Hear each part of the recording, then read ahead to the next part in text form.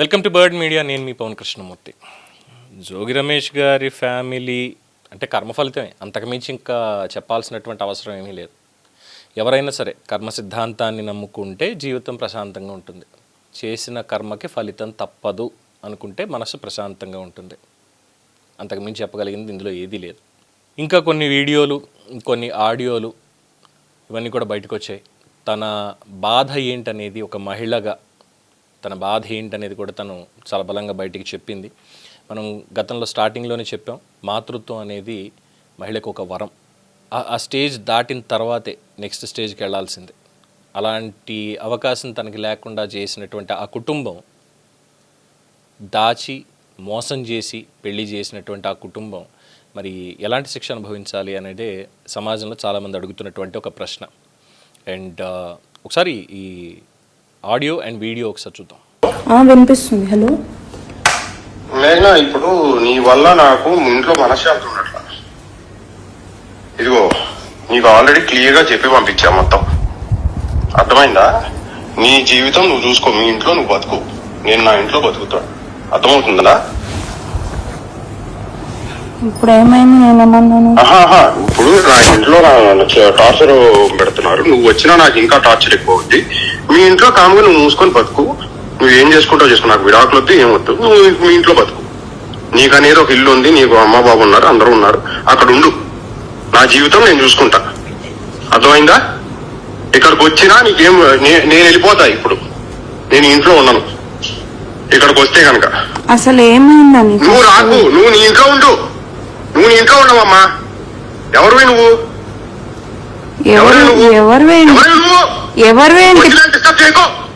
నువ్వు పెళ్లి చేసుకోలేదా? ఊరికే వచ్చాను నేనేమన్నా? ఊరికే వచ్చాను నేనేమన్నా? ఊరికే వచ్చాను. ఇప్పుడు ఎవరేమన్నారు నిన్ను? ఏంటి ఇంట్లో నన్ను రోజు టార్చర్? ఇది నీ సైడ్ నీకే అంత టార్చర్ ఉంటే నాకెట్లా ఉండాలి? వెళ్ళిపోండి, ఏం కావాలో. అసలు ఏమైంది? ఎందుకు అరుస్తున్నావు అట్లా? ఇప్పుడు ఎవరేమన్నారు నిన్ను? నేనైతే నేను ఫోన్ చేయట్లేదు, నేను డిస్టర్బ్ చేయట్లేదు. ఇంట్లో ఉండవమ్మా, ఇంట్లో ఉండు, ఇక్కడ ఉండకు. ఇది నీళ్లు కాదు, నీకు సంబంధం లేదు. ఆడి బాబుని ఆడ ముగ్గురు అంకుల్ని పిలిపించి నన్ను కూర్చోబెట్టి నైట్ 3 గంటల వరకు కూర్చోబెట్టి బ్రెయిన్ వాష్ చేసి నాకు ఈమె ఫోటోలు చూపించా, నాకేం అనిపించలేదు.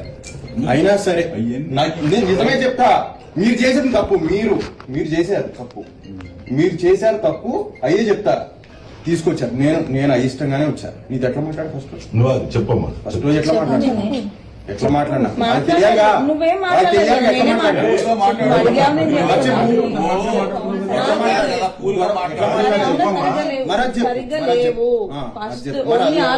అడుగుతున్నప్పుడు అది చెప్పు. రాజు నీకు ఏమనిపించింది అది చెప్పు, నాన్న తప్పలేదు. అయిష్టంగానే వచ్చా. ఓకే,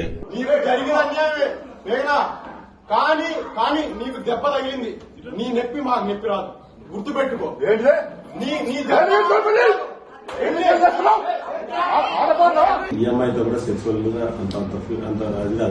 హార్డ్లీ 4-5 టైమ్స్ అంటే నేను ఎట్లా నమ్ముతా? ఎందుకు అని అంటే సెక్షువల్లీ వాడు కూడా అంత స్పీడ్ గా ఉన్నాడు. వాడు కూడా ఎమోషనల్ ఇదే కాబట్టి వాడు కూడా ఎమోషనల్ ట్రాక్ కోసం అంటే outlet emotionally is connected. But అది లేదు అంటే చెప్పమ్మా, తను మెచ్యూర్డ్ లేదు కదా, తన లైఫ్ కదా. అంత ఈజీగా సాటిస్ఫై చేయడం కష్టం అతను. నిజం చెప్తున్నా, అంత ఈజీగా సాటిస్ఫై. అందుకే నాకు అతనితో emotional bonding, not physical bonding. ఎవరి మీద ఏ ఒట్టు చెప్పు అంటే చెప్తాను నేను. నాకు అతనితో ఎమోషనల్ బాండింగ్ ఎప్పటి వరకు. There is no sexual bond. అంటే సెక్షువల్లీ హీ కుడెంట్ అంటే ఎందుకు? అదే లేదమ్మా, చెప్తా. ఆమె గురించి ఆమె చెప్పాలి కదా. Why he couldn't? నేను తెలుసుకోవాల్సిన బాధ్యత నాకుంది. Why he couldn't? పర్ఫార్మెన్స్ అనేది అంత యాక్టివ్ ఉండదు, అందుకే వద్దనుకున్నా.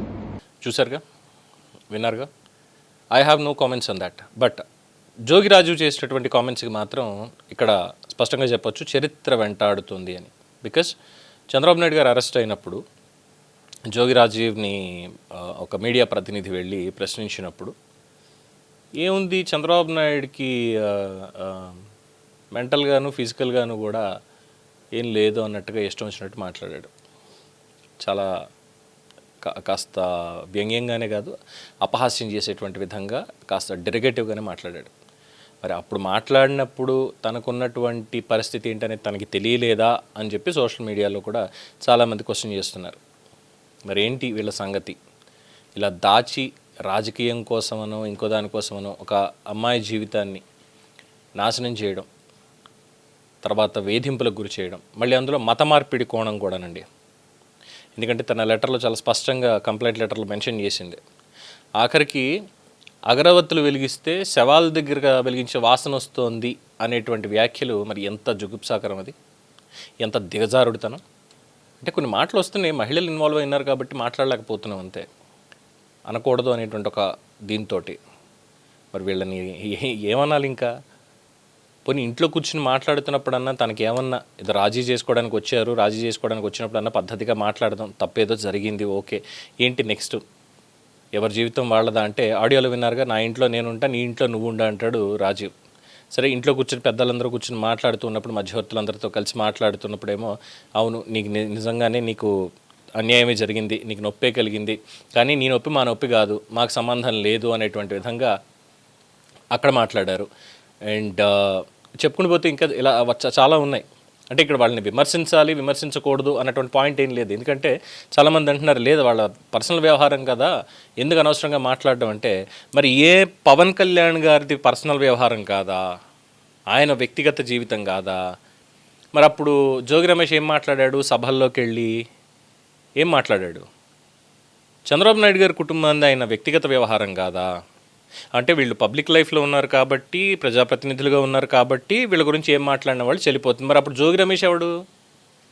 జోగి రమేష్ ఏమన్నా చాలా ప్రైవేట్గా ఏదో చిన్న చిన్న వ్యాపారాలు చేసుకుంటూ గుట్టుగా సంసారం గడిపేస్తూ పిల్లల్ని ఏదో చదివించుకొని వాళ్ళకి పెళ్ళిళ్ళు చేసి సమాజంలో ఒక గౌరవప్రదమైనటువంటి ఒక పేరు తెచ్చుకొని వాళ్ళ ఊరికి మాత్రమే పరిమితం అయ్యి ఇంకా వేరే ఏ వ్యాపకాలు ఏ పరిచయాలు ఇవేమీ లేకుండా ప్రశాంతంగా ఉన్నటువంటి ఒక సామాన్యుడా?